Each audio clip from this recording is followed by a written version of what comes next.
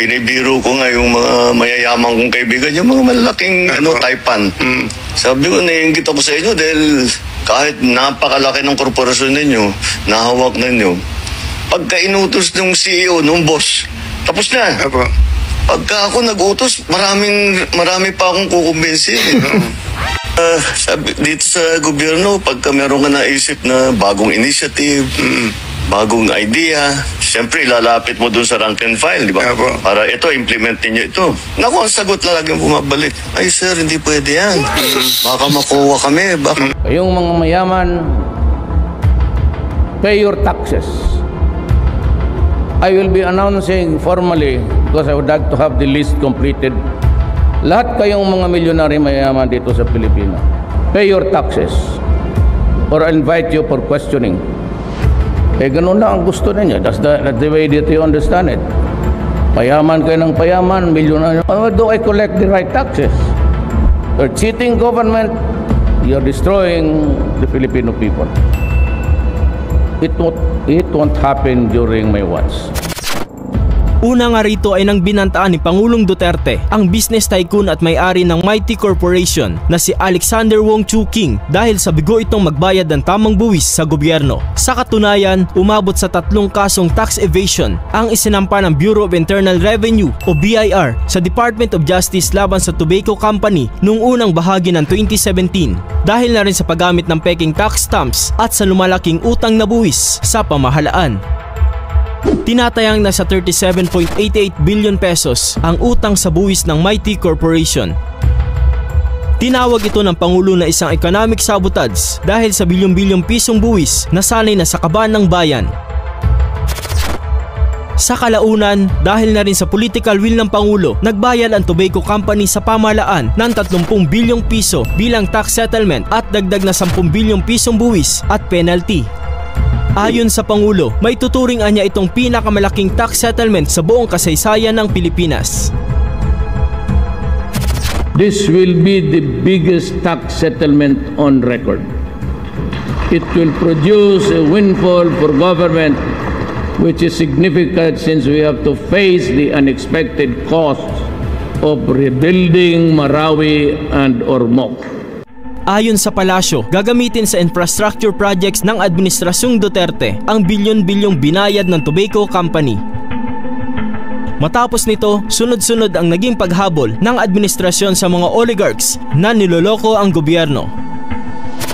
Let this be a lesson to others. This administration will spare no one found cheating the government of its due.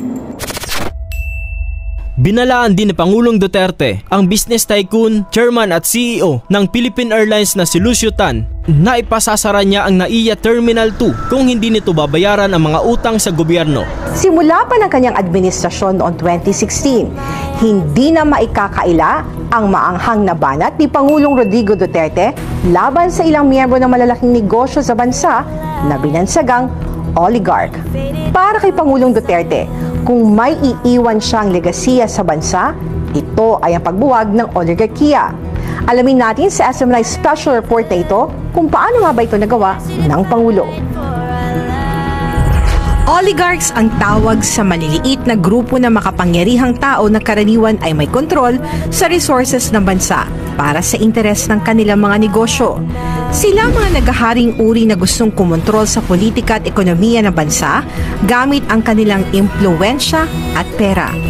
Kalimitan sa negosyo ng mga oligarch ay may kinalaman sa kuryente, tubig, lupa, telecommunications, broadcast media, mining, airlines at naglalakihang shopping malls. Sa simula pa lang ng kanyang panunungkulan ay nagbanta na ang Pangulo na wala siyang balak na konsintihin ang mga mayayaman na bansa na kinakaya lang ang gobyerno. Kung noon, sa mga nakalipas na administrasyon ay nakalusot ang mga ito nang hindi nagbabayad ng tamang buwis. Ngayon ay sa kanyang panahon ay tiniyak niyang hindi na mangyayari pa ito. Yung mga mayaman, pay your taxes. I will be announcing formally because I would like to have the list completed. Lahat kayong mga milyonary mayaman dito sa Pilipinas, pay your taxes or I'll invite you for questioning. Hindi ko padalhan kita doon ng pulis sa tanongin kung bakit hindi ka nagbabayad ng ganun lang ang gusto ninyo. That's the way that you understand it. Payaman kayo ng payaman, milyonan. How am I supposed to protect the younger? How do I collect the right taxes? You're cheating government. You're destroying the Filipino people. It won't happen during my watch.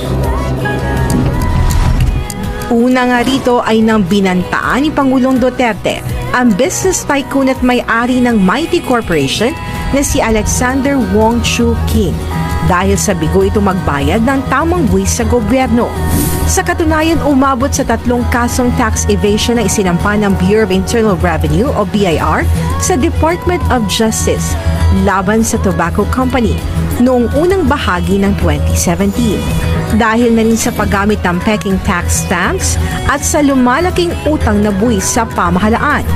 Tinatayang nasa 37.88 billion pesos ang utang sa buwis ng Mighty Corporation. Tinawag ito ng Pangulo na isang economic sabotage dahil sa bilyong-bilyong pisong buwis sa sanay nasa kaba ng bayan. Sa kalaunan, dahil na rin sa political will ng Pangulo, nagbayad ang Tobacco Company sa pamahalaan ng 30 bilyong piso bilang tax settlement at dagdag na 10 bilyong pisong buwis at parusa. Ayon sa Pangulo, may tuturing anya itong pinakamalaking tax settlement sa buong kasaysayan ng bansa. This will be the biggest tax settlement on record. It will produce a windfall for government which is significant since we have to face the unexpected costs of rebuilding Marawi and Ormoc. Ayon sa Pangulo, gagamitin sa infrastructure projects ng administrasyon ng bilyong-bilyong binayad ng Tobacco Company. Matapos ito sunod-sunod ng naging paghabol ng administrasyon sa mga oligarch na niloloko ang gobyerno. Let this be a lesson to others.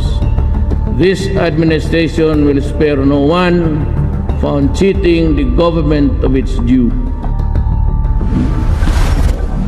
Binalaan din ni Pangulong Duterte ang business tycoon chairman at CEO ng Philippine Airlines na si Lucio Tan na ipasasara niya ang Ninoy Aquino International Terminal 2 kung hindi nito babayaran ang mga utang sa gobyerno. Ibinunyag din ng Pangulo na tinanggihan niya ang mga negosyante na pondohan ang kanyang kampanya at kabilang sa mga ito si Lucio Tan. Lucio Tan, I will give you 10 days. Bayaran mo. Pag bayaran mo, sirahan ko. Wala ng airport. Sumat. Binayaran na ngayong araw ng Philippine Airlines ang 6 na bilyong pisong utang nito sa gobyerno na air navigational charges. I am the only remaining card left for the Filipinos to deal with the situation. Ano ang inyong reaksyon patungkol dito? Para sa iba pang mga katanungan o suhestyon, i-comment nyo lamang sa ating comment section.